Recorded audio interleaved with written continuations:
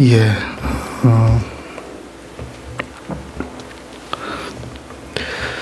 저희가 지난주, 이번주 두 주에 걸쳐서 재직 수련회 이름으로 함께 하나님 말씀을 나누게 되고요. 지난주에는 우리 특별히 강사 목사님을 모시고 우리가 함께 말씀을 나누었었고요. 오늘은 우리 2016년 교회 표어, 그렇습니다. 교회 표어는 이제 해마다 저희가 한 번씩 이렇게 점검하는 것이고요. 교회 목표는 저희가 늘 기도하듯이 하나님께서 기뻐하시는 교회, 하나님이 주인 되는 교회, 그런 교회를 저희 교회는 지향합니다. 그리고 2016년에는 저희가 잘하는 교회, 잘하는 성도로 잡아보았습니다. 여러분, 교회도 또 교회에 속한 우리 성도들, 교우들도 정체에 있지 않고 자라가야 하겠지요. 근데 이 교회와 또 교인들은 함께 자라가는 것이죠. 예. 교회가 자라가는데 교인들이 자라가지 않으면 그건 문제 많은 교회고요. 교인들이 함께 영적으로 예수님 안에서 잘 말씀으로 자라가는데 그러면 교회도 함께 더불어 자라가는 것이 건강한 모습이지 않겠습니까? 그래서 올해는 우리가 더불어서 외적인 것뿐만 아니라 내적인 것들, 우리의 신앙의 깊이도 자라가고 우리의 영적인 인격도 자라가고 또 하나님의 교회를 섬기는 헌신하는 우리 헌신의 모습도 자라가고 또 상호간의 관계들도 더 이렇게 성숙한 관계로 자라가는 그런 교회를 바라보면서 우리가 자라는 교회, 자라는 성도로 잡아보게 됩니다. 특별히 에베소서 4장 13절 말씀, 여러분 우리 함께 이 말씀 읽도록 하겠습니다. 우리가 다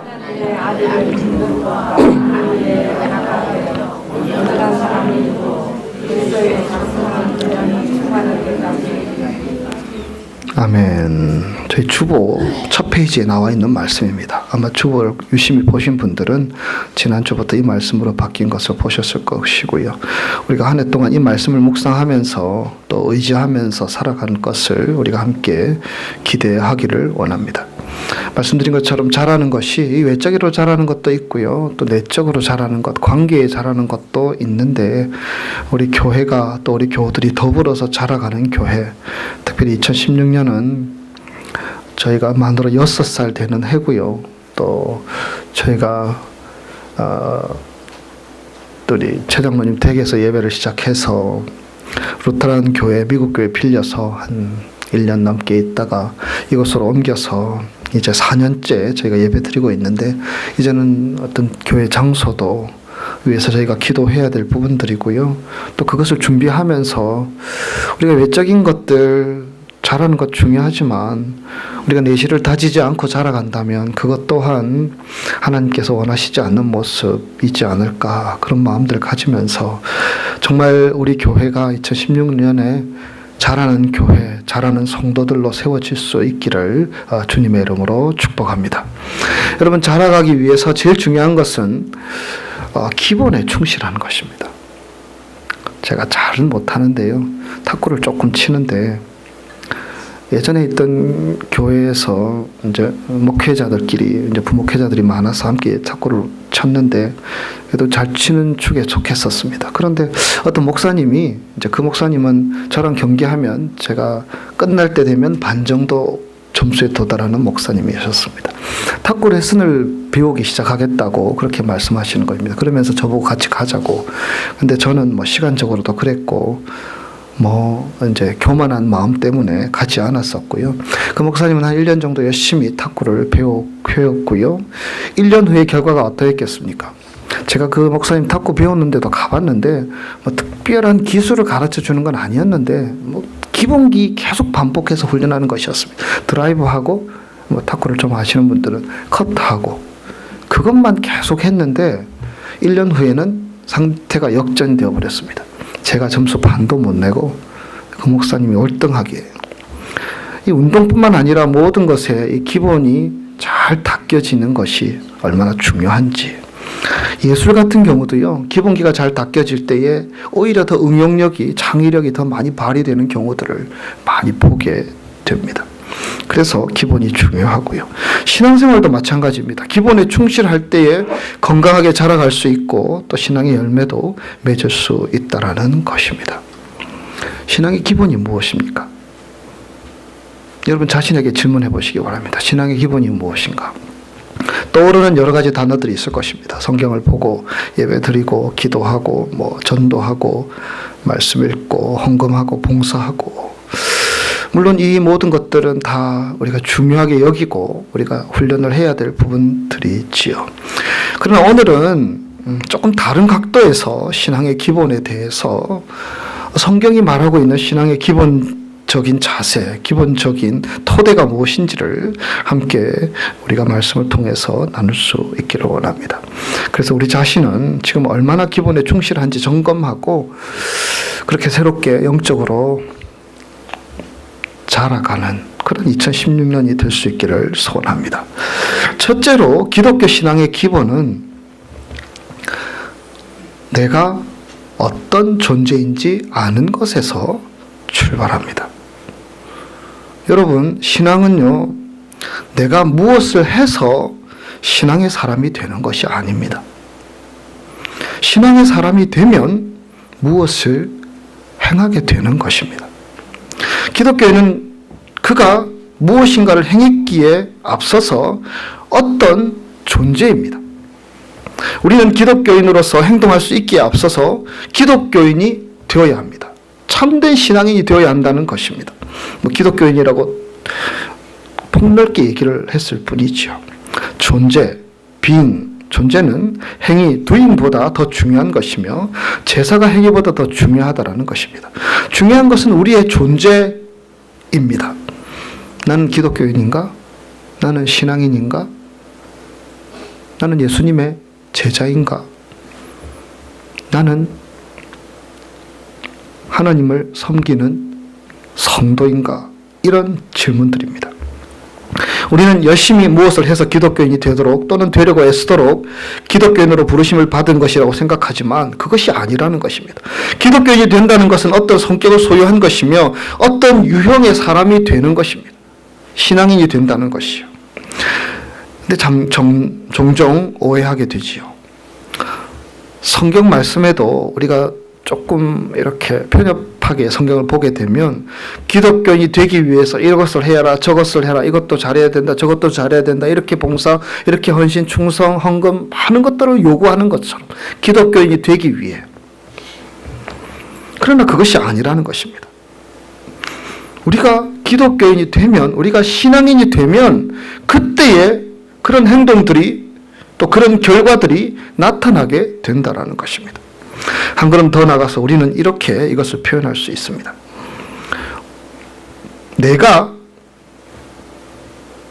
내 신앙생활을 통제하는 것이 아니라 우리가 가지게 된 신앙이라는 것이 우리의 삶을 통제하게 된다는 것입니다.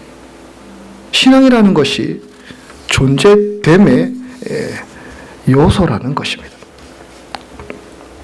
내가 참 기독교인이 되기 위해서 가르침도 받아야 하고 실천하며 잘 적용해야 되겠다. 기독교인이 되기 위해서라는 말은 잘못된 말이라는 것입니다. 이것은 예수님께서 우리에게 전하는 방법이 아니었습니다. 내가 내 신앙이 나를 통제하고 있다고 하는 것이, 내가 가진 믿음이 나를 다스리고 나를 지배하고 있다라고 말하는 것이 바른 자세라는 것입니다.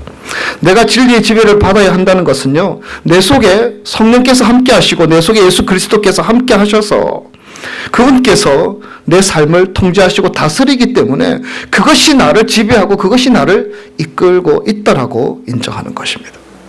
그래서 여러분, 사도 바울은 이렇게 표현하고 있습니다. 갈라디아서 2장 20절, 전체는 아니고 일부분인데요.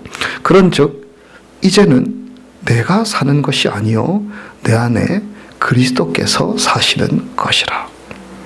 내 안에 계신 예수 그리스도께서 사셔서 지배하는 것이지, 내가 주님을 지배해서 어떨 때는 잘하고 어떨 때는 못하고 이런 것이 아니라는 말씀입니다. 그러므로 나는 나의 태도를 통제하고 내가 기독교인이 되려고 애쓰려고 하는 것, 그 방법은 잘못되었다는 것입니다.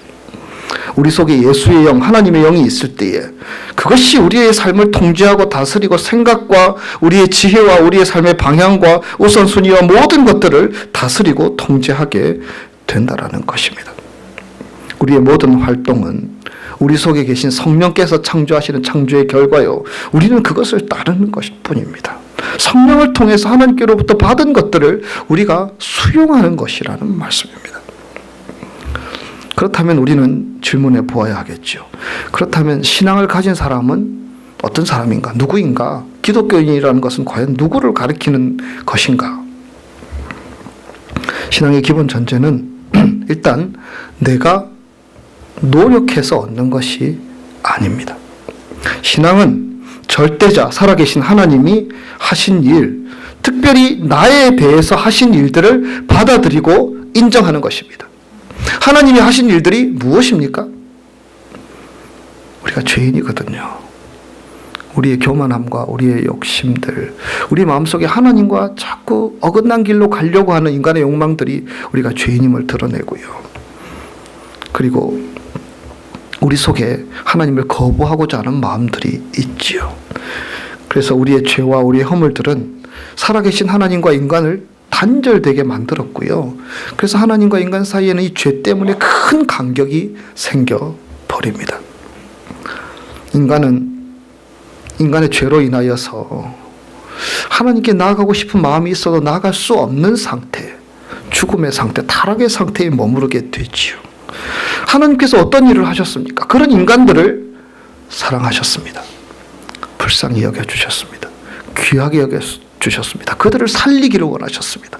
그들에게 생명을 주기를 원하셨습니다. 그래서 살아계신 하나님께서 우리에게 선물을 주셨습니다. 예수 그리스도.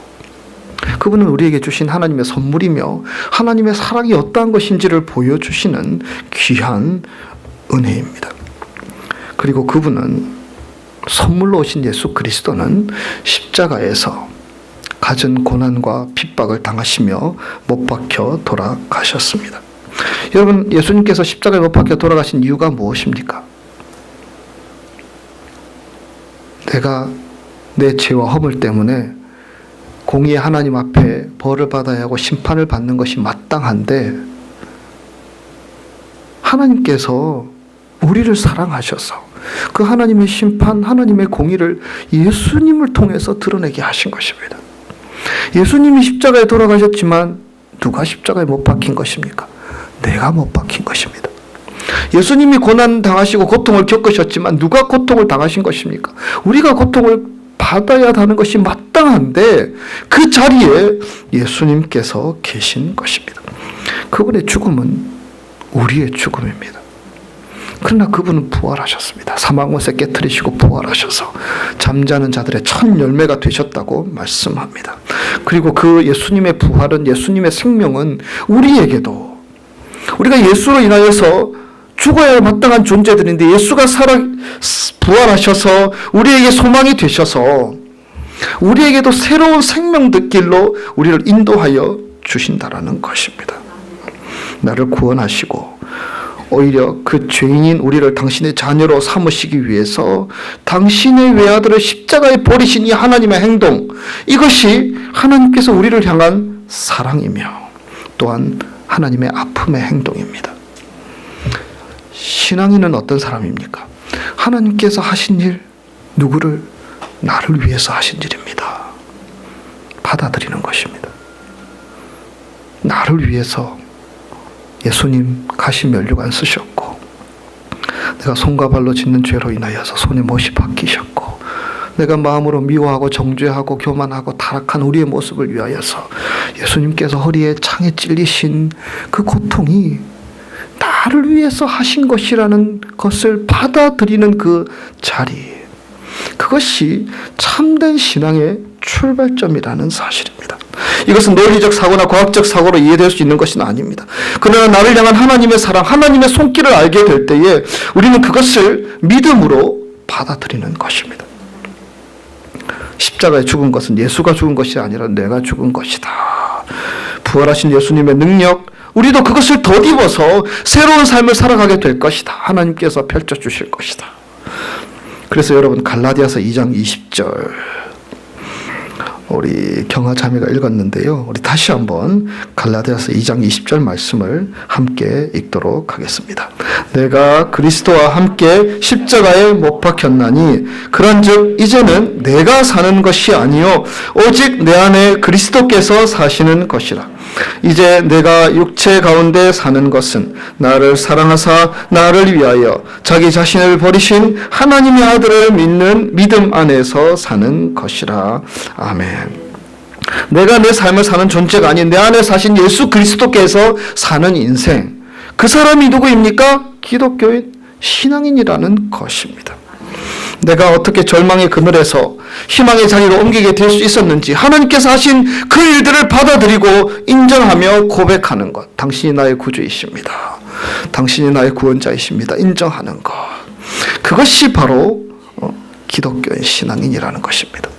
노력해서 기독교인이 되는 것이 아니라 나를 그렇게 만들어주신 하나님을 인정하고 받아들일 때 우리는 하나님의 백성이 되고 신앙인이 되고 이제 우리는 그 신분에 걸맞게 하나님의 자녀, 신분에 걸맞게 살아내 보는 것입니다. 여러분 신데렐라 이야기 아시죠? 신데렐라가 거지처럼 지낼 때에는 모든 것이 그 삶이었죠. 그런데 공주가 되었습니다. 많은 것이 달라져 버렸죠. 공주가 되었다고 해서 예전에 가진 습관과 버릇들이 금방 다 사라집니까? 계속 그에게 이렇게 하는 것이 더 편하지 않아? 라는 이야기들이 속에서부터 울려 나오게 되었겠지요. 그러나 신데렐라는 이제 공주가 되었고요. 공주로서 살면 됩니다. 내가 공주인데 내가 좀 서툴지만 내가 공주로 살아야지. 그래서 예의를 지키고 또 해야 될 것들을 하고 또 배워야 될 것들을 배우며 공주로서 살아내가는 과정들. 우리 신앙이 그런 것입니다. 내가 어떤 존재이냐? 우리는 공주입니다. 우리는 하나님의 자녀입니다. 하나님의 거룩한 백성들입니다. 내 신분, 내 신앙의 존재됨을 확인하는 것, 그것이 신앙의 가장 기본이며 거기서부터 우리 신앙은 출발하는 것이며 성숙해 나가는 것입니다. 내가 무엇을 해야지 신앙인이 되는 것이 아니고요. 하나님께서 하신 것들을 받아들이며 감사합니다. 내가 그 은혜의 토대 위에서 내가 하나님의 자녀로 한번 살아보겠습니다. 이 마음이 2016년 이 한 해를 살아가는 우리 크리스탈 교우들의 마음이 되시기를 주님의 이름으로 축복합니다. 둘째로 신앙의 기본은 자라가야 합니다. 신분은 바뀌었죠.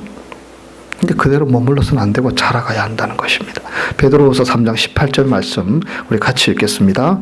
오직 우리 주 곧 구주 예수 그리스도의 은혜와 그를 아는 지식에서 자라가라. 이 말씀은 두 가지 면에서 자라갈 것을 권면합니다. 은혜 안에서 자라가라. 그분을 아는 지식 안에서 자라가라. 정체한 신앙은 건강한 신앙이 아니지요. 병들고 무기력하고 영향력 없는 신앙만 가지고 살아서는 안 됩니다. 우리는 자라가야 합니다. 자라는 신앙이 바른 신앙이죠. 자라가기 위해서는 무엇이 필요하느냐? 은혜가 필요합니다. 하나님의 은혜가 필요합니다. 그래서 우리는 살아가는 매 순간 우리가 서 있는 자리들이 은혜의 자리가 되도록 은혜의 자리에 찾아가고 은혜를 사모하며 은혜를 덧입고자 나아가는 삶이 필요한 것입니다. 예배 드리는 이유도요. 점심 먹으러 온 것도 아니고요. 우리가 함께 하나님들 얼굴 보기 위해서 온 것도 아니고요. 은혜 받기 위해서 온 것입니다. 그래서 우리가 믿음 안에서 자라가기 위해서 이 자리에 있는 것이 아니겠습니까? 우리가 봉사하는 것도요. 다른 사람들 돕기 위해서 하기도 하는 것이지만 내가 은혜 받기 위해서 하는 것입니다. 왜냐하면 은혜가 공급되어야만이 그리스도 안에서 자라갈 수 있기 때문입니다. 살아가기 바쁘다고 그렇죠. 얼마나 바쁩니까? 일주일 내내 토요일까지 저녁 늦게까지 일하고 정말 땀 흘리고 해야 될 일 분주하게 살아가다가 주일 잠깐 와서 예배 드리고 또 돌아가기도 하는 우리의 삶들. 그러나 여러분, 우리가 그 삶들을 2016년에도 그대로 내버려 두어서는 안 되고요. 우리가 있는 그 자리가 은혜의 자리가 될 수 있도록 만들어 나가야 합니다. 기도하는 자리가 될 수 있어야 하고요. 하나님의 말씀에 귀를 기울일 수 있는 자리가 되어야 되고요. 내가 어떻게 해서든지 은혜를 공급받기 위해서 내가 할 수 있는 삶의 수고들을 기울일 수 있어야지. 은혜를 통하여서, 은혜가 공급됨을 통해서 우리가 자라갈 수 있게 된다라는 것입니다. 배우며 자라가고 깨달으며 자라가고 내 모습이 변화되어 가며 자라가는 것이 아니겠습니까? 여러분, 자라가는 것이 멈추어버리면 죽은 믿음, 죽은 신앙, 죽은 사람이라고 할 수 있지 않겠습니까? 은혜의 공급이 멈추어버리고 예수님을 알아가는 지식이 닫혀져 버릴 때 우리는 자라갈 수 없습니다. 그래서 우리는 늘 듣는 자리, 묵상할 수 있는 자리, 깨달을 수 있는 자리에 서야 하고요. 하나님을 아는 지식으로 자라가기 위해서 하나님의 말씀을 가까이 할 수 있어야 한다라는 것입니다. 자라가기 위해서 또 필요한 것은요, 우리가 가진 이 삶의 틀을 깨트려야 합니다. 요한복음 12장 말씀을 보면요, 마리아 이야기가 나오는데요. 여러분, 마리아의 언니가 마르다고요. 마르다의 오빠가 누구죠? 나사로지요. 근데 요한복음 11장에는 나사로가 죽었다가 예수님께서 살려주셨습니다. 부모는 일찍 돌아가신 것 같고요. 아마 3남매가 이렇게 살고 있는데 아무래도 남자 역할이 컸겠죠. 근데 오빠가 죽었을 때 이 마리아 마르다의 마음이 어떠했겠습니까? 정말 장례도 치르고 정말 절망 가운데 있었는데 예수님께서 나사로를 살려주셨습니다. 그리고 마리아는 예수님을 따라다니면서 이런 일 저런 일 그분의 말씀을 들었고 치유하시는 역사들을 보았고, 그리고 사람들의 영혼을 새롭게 하고 살찌우게 하는 그러한 귀한 시간들을 마리아는 목격했을 것입니다. 그리고 어느 날 요한복음 12장에 출발하면서 이 마리아의 집에 예수님께서 오셨습니다. 이 마리아는 자기가 가지고 있는 옥합, 순전한 나드 한 근, 그 성경의 표현대로 하자면 300데나리온, 결코 적은 액수가 아닌데 그렇게 많은 비용이 나가는 그 옥합을 깨뜨렸습니다. 그리고 그 옥합의 향기는 그 집안에 가득하게 되었습니다. 이 마리아가 깨뜨린 옥합은요, 이제 더 예수님을 사랑하고 섬기며 그 예수님의 은혜에 대해서 감동함으로 반응하고 있는 마리아의 믿음의 행동인 것입니다. 내가 가지고 있는 틀들이 다 있는데 이제 그것을 깨트리고, 이제 자신의 틀을 깨트리는 그 순간부터 그의 삶에 향기가 나기 시작해서 온 집안에, 지금 2000년이 지난 이 자리에까지도 그 마리아의 행동을 우리가 칭찬하고 우리가 함께 더불어 이야기하고 있지 않습니까? 여러분, 신앙은 우리의 틀을 깨트림으로 자라가게 되는 것입니다. 여러분은 어떤 틀을 가지고 계십니까? 저도 목사이고 이제 교인들을 많이 대하다 보면 이분은 이런 틀을 가지고 저분은 저런 틀을 가지고 있구나라고 느낄 때가 있습니다. 그런데 여러분, 신앙생활 하면서 우리에게 새로운 도전들이 올 때에는 그것을 깨트려야지 향기가 날 수 있고요, 자라갈 수 있습니다. 깨트리면 하나님께서 새로운 틀을 만들어 주셔서 더 성숙하고 아름다운 틀, 그 틀에서 우리가 신앙생활의 즐거움과 기쁨을 누리고 그런 어떤 신앙의 풍성함을 누릴 수 있도록 인도하여 주신다는 것입니다. 마리아는 수많은 시간 하나님의 은혜를 경험한 후에는 이제 이것들을 깨트리고 새롭게 도약하기를 원하여 그 자리에서 주님 앞에 나아갔던 것입니다. 옥합을 깨트리는 것은요, 계산하면 불가능한 것이죠. 그것 가지고 차라리 다른 사람들, 어려운 사람들 도와주면 되지, 맞는 얘기인 것 같지만 예수님께서 그것을 책망하셨지요. 우리가 가진 틀을 깨트리는 것이 얼마나 중요한지를 가르쳐주는, 보여주는 말씀이 아니겠습니까? 신앙생활은 깨트리고 다시 만들어가고, 깨트리고 하나님께서 다시 만들어 주시고, 깨트리고 그것이 더 견고하게 세워져 가는 과정들을 통해서 우리의 믿음은 자라나가는 것입니다. 신앙은 고집 없이는 살아갈 수 없죠. 우리가 영적인 고집들이 있어야지 신앙생활 할 수 있지만, 우리가 세상에 대해서는 고집을 피우고 자기 주장들을 내세우더라도 살아계신 하나님께서 우리에게 말씀하시고 도전하시고 우리를 변화시키기 위해서, 우리를 깨트리기 위해서 주시는 여러 가지 생명의 말씀들이 다가올 때마다, 아마 2016년 수많은 시간 주님께서 우리를 깨트리라고 도전하실 때마다 오늘 예배드리는 저와 여러분은 믿음의 결단으로 우리 자신의 틀을 깨뜨리고 새로워질 수 있는 자 되기를 우리 주님은 기대하시는 줄 믿습니다. 정말 신앙생활 하면서 그렇습니다. 내가 잘하는 것은 참 귀한 것인데요, 내가 못하는 것은 부끄러운 것이 아니거든요. 내가 이런 것 잘하는 것인데 내가 이런 거 못하는 것은 부끄러운 것 아닙니다. 배워서 함께 잘하면 되지요. 근데 어떤 경우는 나는 이런 거 잘하는데 저 사람이 저걸 잘한다 그러면 비난합니다. 교회는 그렇게 하는 게 아니야, 이렇게 말하는 경우들도 있습니다. 우리의 틀을 깨트리는 것은요, 우리가 다른 사람의 좋은 것들을 받아들이기 위해서라도 필요한 것입니다. 하나님은 우리가 예수 그리스도의 장성한 분량에까지 자라가기를 원하시며 예수 그리스도의 온전하심과 같이 우리도 온전하기를 원하신다는 사실. 그렇죠. 저희들은 다 부족한 존재들입니다. 저를 오래 하신 분도 있고 얼마 되시지 않은 분도 있지만 저도 얼마나 부족한 존재인지 알고 있습니다. 그래서 주님은 올해도 저에게 깨트리라는 말씀들을 주셨고요, 또 저와 여러분에게도 그러한 도전들을 주시고 있다라는 것입니다. 깨트리지 못해서 자라가지 못하는 부분들이 있다면 우리는 믿음의 결단을 통해서 깨트릴 수 있어야 합니다. 그럴 때만이 우리는 자라갈 수 있습니다. 신앙의 기본의 세 번째는 나 중심이 아니라 하나님 중심으로 살아가야 한다는 것입니다.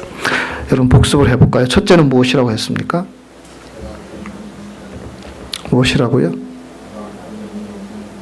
내가 어떤 존재인지 아는 것이다. 둘째는요, 자라가야 한다. 그러기 위해서는 깨트려야 한다. 세 번째는 나 중심이 아니라 하나님 중심으로 사는 것입니다. 여러분 신앙도요, 내가 필요해서 내가 믿는다 이렇게 말하지만 위험한 말이 될 수 있습니다. 내가 필요해서 내가 이래서 내가 믿는다가 아니고, 신앙은 하나님께서 우리에게 요구하시는 것들을 받아들이는 것이라고 말씀드렸고요. 그래서 어찌 보면 내가 필요한 것이 무엇인지, 내게 정말 도움이 되는 것이 무엇인지 우리는 잘 알지 못합니다. 하나님이 아시죠. 그래서 하나님 중심으로 신앙생활하는 것이 신앙의 기본이라는 것입니다. 내가 중심이 되면 거부할 것들은 거부하고요, 받아들이지 않을 것은 받아들이지 않습니다. 내가 중심이 되면요, 내가 편한 것은 그렇게 수용하고 내가 편하지 않은 것은 불편해합니다. 내가 중심이 아니라 하나님이 중심이 되어서 신앙생활 해나가게 될 때만이 우리에게 유익한 것들로 하나님께서 채워주시는 것들을 경험할 수 있는 것입니다. 가족 내에서도 편한 사람이 있고 불편한 사람도 있고요, 교회 식구들 내에서도 편한 사람 불편한 사람들 있지요. 그래서 내가 중심이 되어서 이 사람은 불편하니까 내가 멀리 거리를 두고, 내가 이 사람은 또 이렇게 하니까 내가 정말 멀리하고 적대시하고, 이런 것이 신앙생활이 아니라는 것입니다. 하나님이 중심이 되어서 저 사람은 왜 하나님께서 나에게 붙여주셨는가? 왜 저 사람과 함께 이렇게 크리스탈 교회에서 신앙생활을 하게 하시는가?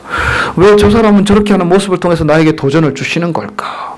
하나님이 중심이 되어서 생각하는 신앙이 건강한 신앙이라는 것입니다. 베드로전서 5장 7절 말씀, 너희 염려를 다 주께 맡기라. 이는 그가 너희를 돌보심이라. 내가 중심이 되지 않고 하나님이 중심이 되도록 주님께 모든 것을 맡길 때만이 하나님이 우리의 삶을 돌보시며 우리의 삶을 책임지시며 주인 되셔서 인도하여 주신다는 것입니다.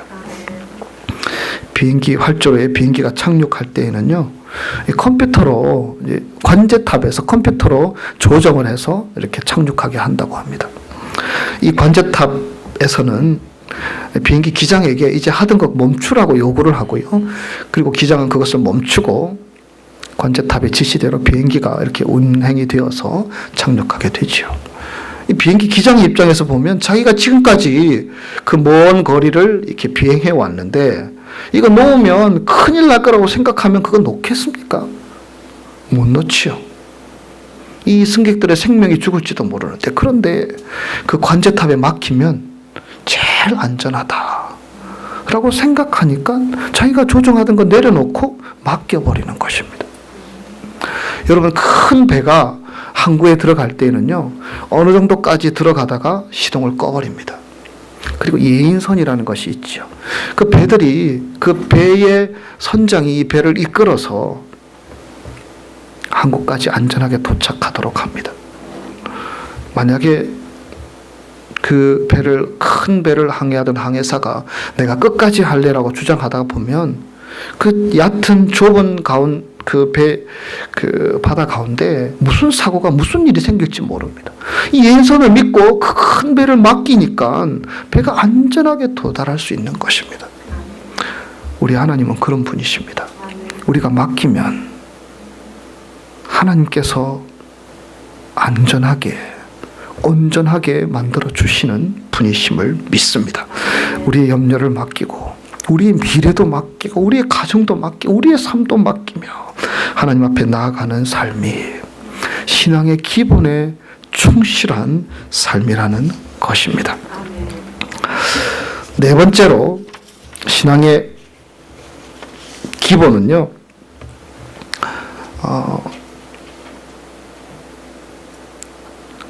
가까운 사람들부터 사랑하는 것입니다.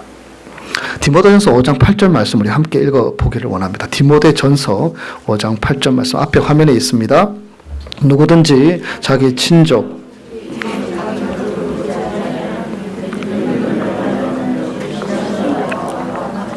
아멘. 신앙의 기본은 사랑하는 가족, 배우자, 자녀, 부모, 사랑과 정성으로 돌보는 사람이 기본이 된 신앙인입니다. 가까운 친지들을 살피고 도우며 기도하며 섬기는 것입니다. 교회를 한다고, 신앙생활 한다고 하면서 가족 돌보지 않고 그들의 삶, 그들의 마음 헤아려 주지 않는다면 그것은 기본에 충실한 것이 아니라는 것입니다. 사랑은 가족에서 출발하는 것입니다. 예수님께서 우리를 자기 몸을 내어주신 같이 사랑하여 주신 것처럼 내가 내 사랑하는 아내를, 사랑하는 남편을 그런 마음으로 사랑해 줄 때에 기본이 잘된 신앙인이 될 수 있다라는 것입니다. 예수님이, 여러분, 우리가 사랑받을 만한 자격이 있어서 우리를 사랑해 주셨습니까? 예수님이 우리가 정말 이 사람 정도라면 내가 내 몸을 십자가에 내어주면서 사랑해 줄만 하구나라고 생각해서 우리를 사랑해 주신 것이 아니라는 것입니다. 우리는 여전히 죄인이고 우리는 여전히 예수님을 거부하는 삶을 살아가는 존재지만 예수님은 그것을 다 용납하고 받아주셔서 우리를 사랑해 주신 것이 아닙니까? 예수님께서 당신의 교회를, 당신의 백성들을 사랑하듯이 우리는 사랑하는 아내, 남편, 우리의 자녀들, 또 우리를 키워주시고 또 자라게 해주신 부모님, 사랑으로 돌보는 것이 신앙의 기본이라는 것입니다. 여러분, 가족은 하나님이 우리에게 주신 선물입니다. 가족은 하나님이 우리로 그들을 잘 섬기고 교제하고 주신 은혜의 통로이며 그 가족 속에서 하나님의 나라를 만들어가라고 주신 선물이라는 것입니다. 잘 섬겨야 하고요. 내 몸같이 사랑할 수 있어야 하고요. 아랫사람은 쉽고 윗사람은 어렵죠. 부모 공경하기 얼마나 힘듭니까? 그러나 우리가 감당할 수 있어야 합니다. 그러나 여러분, 이 말씀은 단순히 육신의 가족만 생각할 수 있는 것은 아닙니다. 우리 교회 신앙 공동체 사람들도요,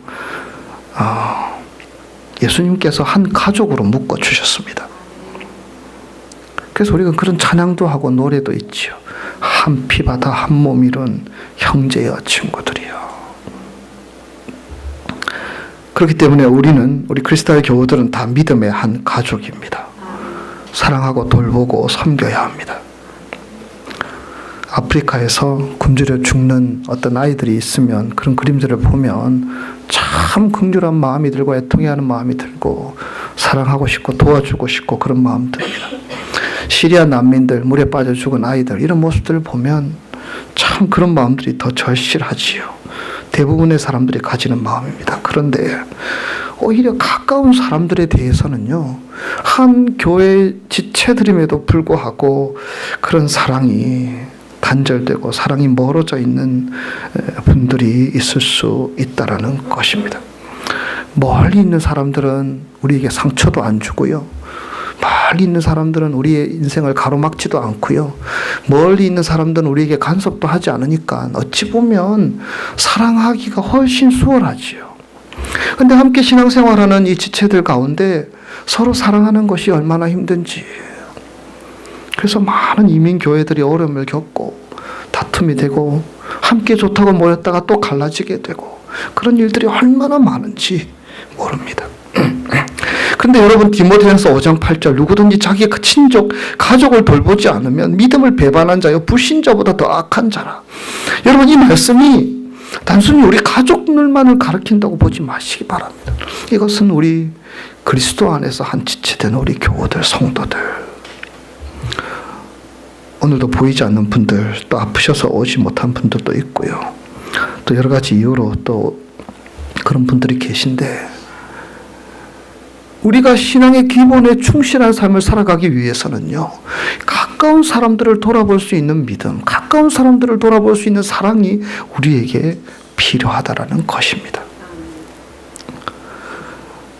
물론 멀리 나가서 땅끝까지 이르러 복음의 증인이 되어야 하기도 하고요.